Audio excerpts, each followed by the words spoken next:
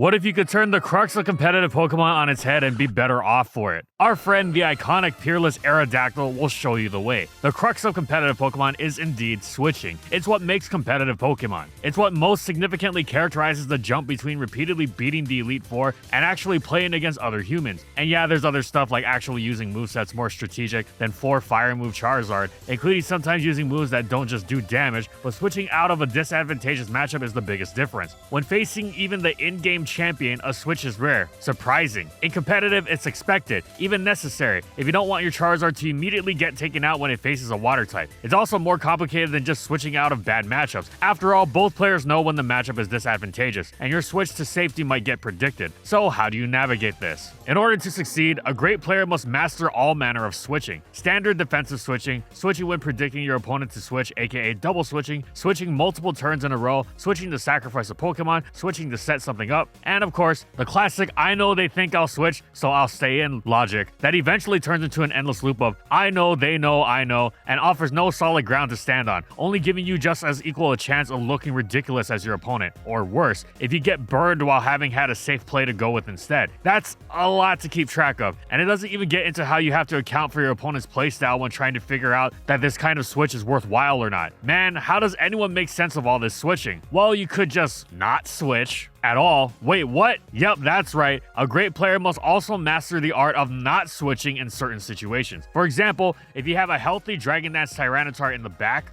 and all you need is to get a boost from full health to win the game, it is best to sacrifice the Pokemon currently on the field so that T-Tar gets in safe, rather than switching Tyranitar into an attack because you didn't want to lose the Pokemon on the field if you could help it. But even this is tough to navigate because some players have the opposite problem, where they sacrifice Pokemon unnecessarily despite having safe switches, and come to regret it later. However, this example is of a specific situation in battle and not what this video is about. As skill-intensive as prediction can be, sometimes you have to eliminate the guessing game aspect, especially against volatile opponents, and focus instead on the controllable game state. And as a result, sometimes not switching is the way to go. The temporary sacrifice is worth the longer term reward. Think of how Starmie may sacrifice itself for the sake of getting Rapid Spin off. You lose Starmie in exchange for the guaranteed reward of not having to deal with Stealth Rock. What we're really looking at today is a team style that so completely commits to this idea that it looks to take switching out of the equation altogether. Hyper Offense is a team style that switches as little as possible, ideally not at all. How does this work? Well, before we talk about how Hyper Offense works, here's a word from our sponsor, the GOAT, Surfshark VPN. A VPN, or virtual private network, is a server that you can connect to that encrypts not only your private data, but also your location. You can even use this to pretend like you're in another country. Now, why would this come in handy? Well, with streaming services like Netflix, you're often region locked. For example, if I were to vacation in Japan, where there are no subtitles on my anime, I could use Surfshark and change my VPN back to the US or vice versa, and now I have American Netflix wherever I go. You can do this with multiple countries because Surfshark has over 4,500 plus servers in over 140 countries. You supercharge any streaming service you have by doing this. And of course, being a VPN, Surfshark keeps your outgoing data encrypted and safe. For example, I travel a decent amount, which means I'm often at the airport and need to use the Wi-Fi to keep track of my spending, because sometimes I go overboard on overpriced meals. But people on the public Wi-Fi at the airport could be lurking to access some of my sensitive data. But thanks to Surfshark, I just boot it up and my data is safe and secure. And one of the best features that separates Surfshark from the other VPNs is that you can use it on unlimited devices. That's right, no additional subscriptions required. You can put it on all of your devices, and there's no risk thanks to their 30-day money-back guarantee. So if you want a sick VPN and also support the channel to help us produce more content, you can click the link in the description below and go to surfshark.com/fallswipe, or use code fallswipe at checkout to get 4 extra months of Surfshark VPN. Standard offense teams, while not exactly possessing the defensive acumen to hard counter offensive threats the way a stall team might, generally have the resistances and natural bulk to pivot switch around opposing attacking moves. For example, in Gen 3, even something as frail as Charizard can withstand a couple Metagross Meteor matches. Hyper Offense, or HO, is more specialized. It is one of the highest risk, highest reward team styles in the game. It aims to overwhelm the opponent more or less, without regard for its own Pokemon's safety, as eventually, your opponent staving off collapse the entire game with how they've been unable to find their footing and slow the game to a pace desirable to them, will finally succumb to all the damage that's been leveling their team from the start. Hyper Offense avoids switching, because the more you switch around, the more you rack up extra chip damage that makes these Pokemon easier to play around. To make them as scary as possible, they have to start from the highest health possible to limit their counterplay. Hyper Offense doesn't wait to get going, instead choosing to immediately set its conditions with its lead, providing hazards while denying the opponents and then sacrificing that lead. Playing from a 6-5 Pokemon disadvantage so early in the match may seem unappealing at first, but this sacrifice provides the conditions of hazard advantage and, crucially, momentum and opportunity for its teammates. You may lose your Aerodactyl or Azelf, but your Gyarados, Dragonite, or Volcarona and Cloyster, depending on the generation, will be so much better off for it. Once the lead is sacrificed, the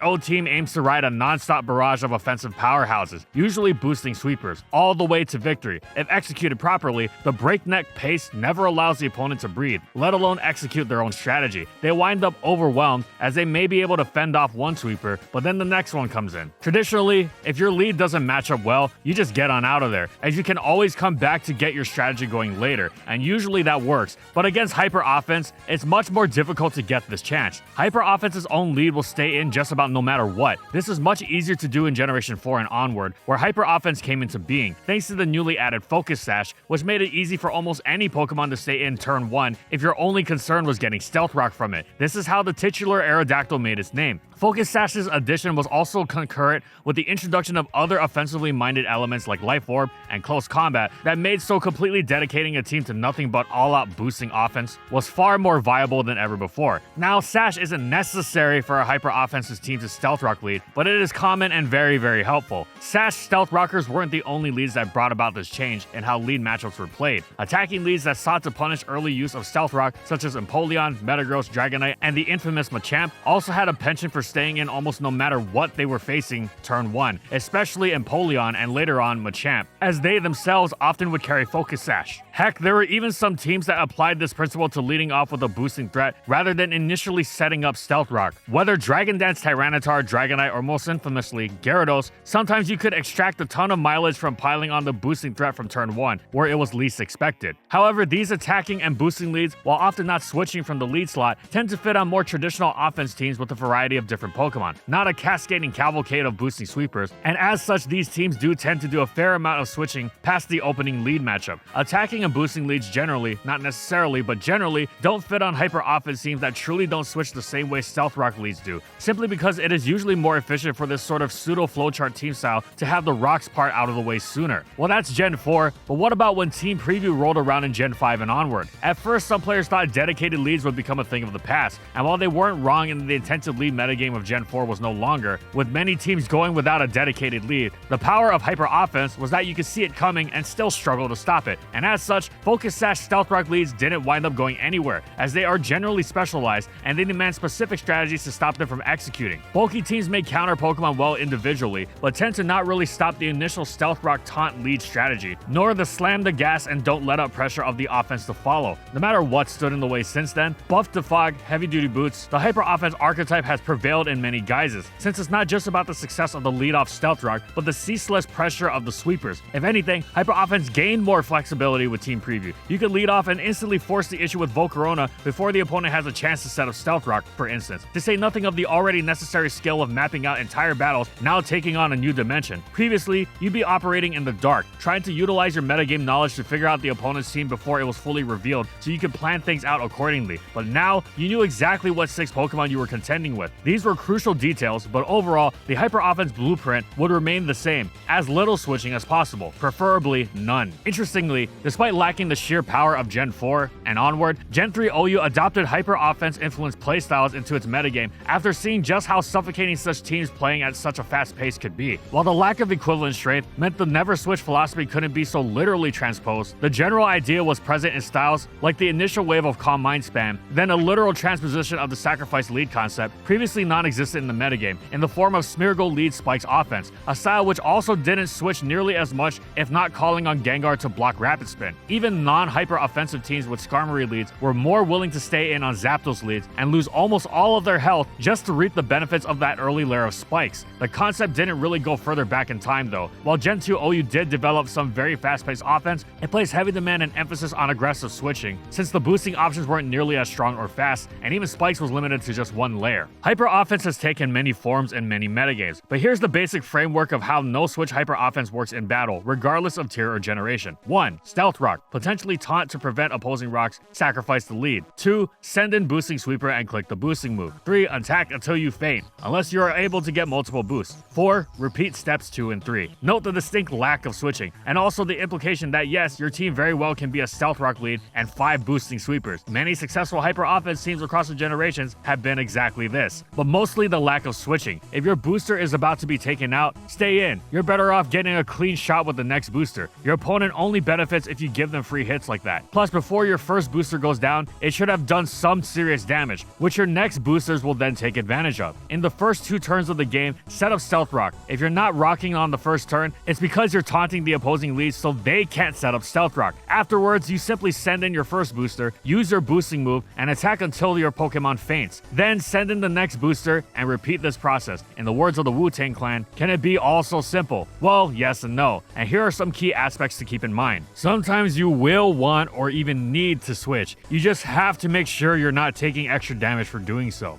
Your Pokemon may be naturally bulky, but as soon as you switch and take more damage, no matter how seemingly minuscule, you are very likely going to compromise that Pokemon's ability to set up, and if not sweep, at least do as much damage as possible before going down. This kind of compromised setup kills momentum. Even something as weak as an Intimidate, Weaken, Mach Punch can put your Pokemon in the KO threshold of an opposing attack, especially if something like Sandstorm is active. If you're switching Gyarados into an attack, it better be Earthquake, preferably without sand in the picture. Wakanberry Gyarados can survive most of Zapdos' Thunderbolts, but only so long as it's at perfect health. Generally, unless you lose nothing by making the switch, don't do it. As soon as you try to switch defensively, you're on the back foot. The absolute last place to be for a team that lives and dies by the constant barrage of momentum creating offense that's more than the sum of its parts. Here's an example. Note the only time the hyper offense user switches is when Starmie is spamming Recover and cannot be broken by Metagross at this time, as Sandstorm is not active to cancel out its leftovers. Seeing as Sandstorm isn't active at the time, if the Dragonite that is switched to does so on a turn that Starmie recovers, it won't take any more damage switching in than it would have if it came in after a KO. Other than that, the hyper offense user didn't switch at all and overwhelmed the opponent through non-stop pressure. And for those wondering why it was Dragonite that was switched to against the Starmie, it's because most Recover Starmie in Gen 4 don't have Ice Beam. Not literally all 5 of your non-lead Pokemon needs to be a boosting sweeper, but can instead pile on the pressure with more immediate damage. Threatening to run away with the game the way sweepers do is a superb form of pressure, but with a playstyle that's all about fast damage, being able to dish it out while not needing a turn to boost, i.e. being even more immediate, can be even more helpful in this regard, really not giving the opponent any room to breathe. That said, though their superb power makes them tempting for such a role, choice items are generally to be avoided, unless you know you can deal with whatever you're going to allow a free turn after the initial KO. Generally, since you can't safely boost up against a hyper offense team, the hyper offense team doesn't need to concern itself with a revenge killer. If a choice item is to be used, Scarf is the most common, because it can serve as a sweeper itself in the late game, and in the case of Scarfers like Moxie Salamence or Beast Boost Kartana, they can also boost their attack upon getting a KO. Pokemon like Breloom or Darkrai and Ubers can also contribute as non-boosting wall breakers, as sleep is close to a KO in many situations, and can just about compensate for the fact that you've sacrificed a Pokemon so early in the game. Once they've gotten their sleep off, the game is close to 5-5, but the hyper offense team has the hazard advantage and momentum.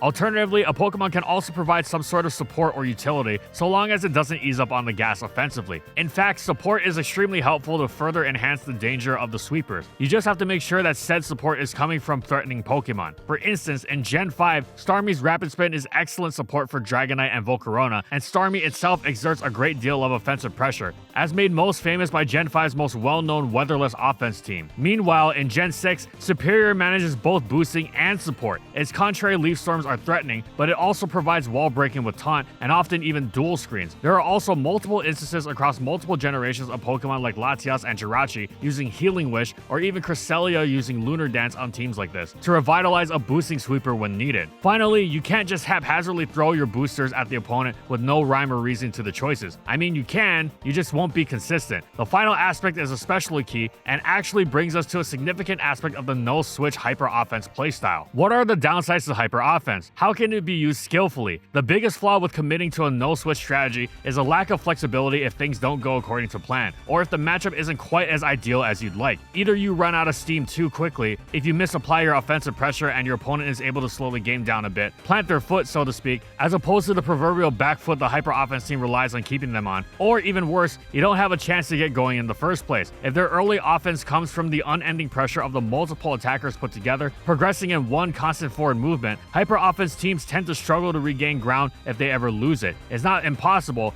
as sometimes your opponent will just naturally be weak enough to your Swords Dance Scizor or what have you for that bailout option to become available late game, but that's not what the hyper offense team should count on. Hyper offense teams have been called mindless, accused of dumbing the game down, of encouraging the worst in Pokemon, simply spamming strong attacks with no thought beyond it, going blood simple as the Coen brothers might say. The thing is, it works. You can definitely be rewarded for simply following the flowchart sometimes anyway. To be consistent though, or to win even when the matchup isn't quite so ideal, hyper offense demands its user to be extremely on top of things. If you don't properly assess the opponent's team and sequence your sweepers in the right order, knowing what to sacrifice, what to preserve, and when, you may fail to break certain defensive cores, or you might break the defensive core, but you'll have lost the pieces you needed to save yourself from getting cleaned up by their choice scarfers at the end of the match. As simple as hyper offense's rocks, boost, attack strategy seems, and can be in certain matchups, the style requires pinpoint accuracy when it counts, when it's challenged. Anyone can fluke their way to a win, the way one might if their opponent just happens to get rolled by Volcarona or a single flinch from Gyarados, but while some teams automatically collapse to the pressure, others are far more well equipped. And while it is certainly a characteristic of the competitive Pokemon player to blame an impossible matchup as soon as their team doesn't have an auto win against the opponents, to do so with a high-risk style like hyper offense makes using it almost pointless unless you really like gambling. It's tempting to view things this way since hyper offense presents a unique sort of extreme and how it does offer some truly brainless wins, but in most matchups, the hyper offense player must make the opponent's collapse happen more actively, identifying the opponent's pressure points, their weak spots, how if Dragonite is sacrificed to overwhelm Landorus Therian, then suddenly the late game will open up. Of course, a great part of this comes in the team builder. To get the most out of a hyper offense team, you have to know how your team members work in tandem and how to translate that against what the opponent has to try and stop you. With just about zero room for error, fast games, low turn counts, lack of flexibility, and things go wrong with such a determinately necessarily rigid playstyle, you basically have to map out entire games sometimes. It necessitates laser precision, and this brings us to the final part of the video, as this theorem is named after Aerodactyl, the most iconic sacrificial taunt Stealth Rock lead. It originated in Gen 4, but whenever a hyper offense team in the future generation needed such a lead, Aerodactyl was always there. Azelf is quite close behind and has similar cross-generational use, but Aerodactyl is much faster and thus beats it head to head, meaning that whenever Azelf would get too popular, Aerodactyl would once again rear its rocky head. Azelf's main strength was Explosion, and even post-Boom nerf in Gen 5, greater offense strength and versatility, but Aerodactyl was deceptively excellent in this regard. Though you almost couldn't go wrong with its standard Sash variant, it also adapted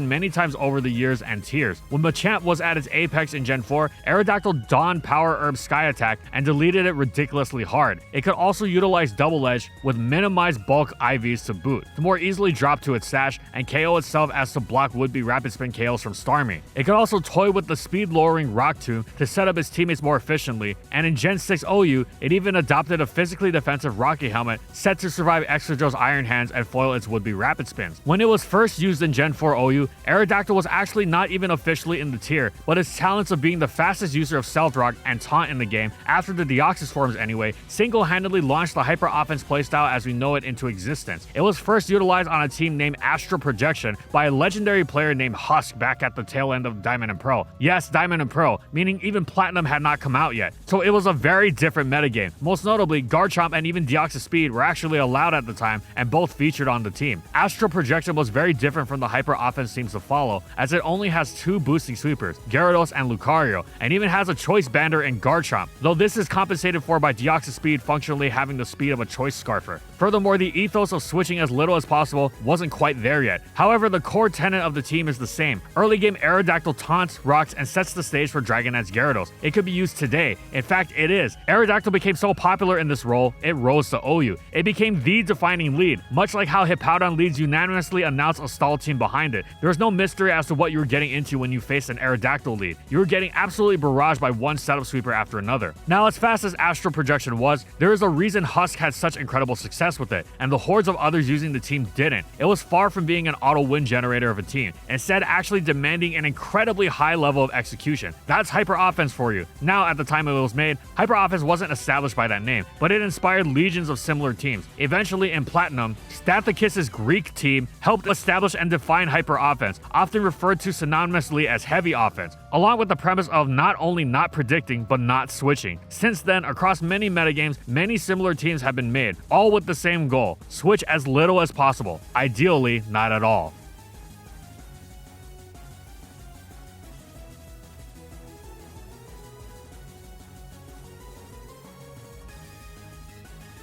And thank you so much to our Platinum patrons. Thank you to Amphozenus, Alex Sable, Anthony Belval Renault, Daniel Isbeast, Corman, Eric Dissing, Funky, Glitcherton, Howl, Jack G, King Yabber, Nightfall, Megamon VGC, Mojo Gameslayer, Nurse Jake, One Penguin to Rule, Pretzel SP, Sojiro Sakura, Spavoon, Skylaria, Soras and Croxon, Shiwei Miji, Stoneface Colin, Kiboflu, Wardeen, Zathor, for their major support of our videos.